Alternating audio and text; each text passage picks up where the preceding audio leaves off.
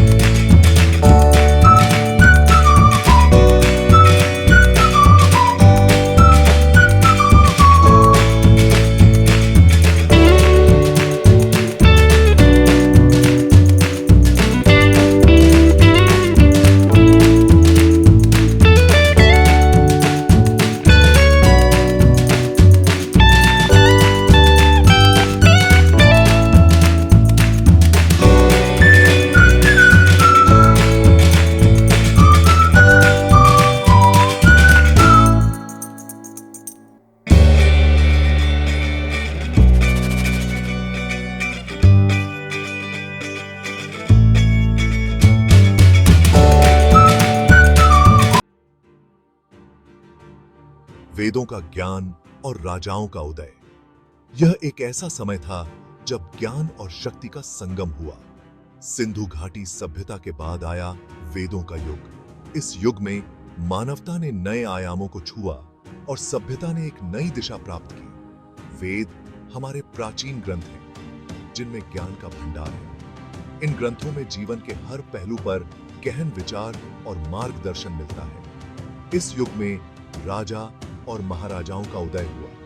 उन्होंने न केवल अपने राज्य का विस्तार किया, बल्कि संस्कृति और परंपराओं को भी समृद्ध किया। रामायण और महाभारत जैसी कहानियां इसी समय की हैं। ये महाकाव्य न केवल मनोरंजन के साधन थे, बल्कि जीवन के महत्वपूर्ण सबक भी सिखाते थे। ये कहानियां हमें धर्म, कर्म और अच्छे आचरण का पाठ सिखाती हैं। इनसे हमें यह समझने में मदद मिलती है कि सही और गलत क्या है और जीवन में संतुलन कैसे बनाए रखें। सम्राट अशोक ने एक बहुत बड़े साम्राज्य की स्थापना की। उन्होंने कलिंग युद्ध के बाद अहिंसा का मार्ग अपनाया। अशोक स्तंभ और उनके धम्म के सिद्धांत आज भी प्रासंगिक हैं। गुप्त साम्राज्य को भारत का स्वर्णिम युग कहा जाता है। इस युग में कला, साहित्य, विज्ञान और गणित का विकास हुआ। मध्यकाल में भारत में मुगल साम्राज्य का उदय हुआ। बाबर, अकबर, जहांगीर जैसे शक्तिशाली शासक हुए। ताजमहल मुगल वास्तुकला का अद्भुत नमूना है। अंग्रेज व्यापार के बहाने भारत आए और धीरे धीरे यहां राज करने लगे। भारतीयों पर अत्याचार हुए और देश गुलाम हो गया। महात्मा गांधी के नेतृत्व में भारत ने आजादी की लड़ाई लड़ी। अहिंसा और सत्याग्रह हमारे हथियार थे।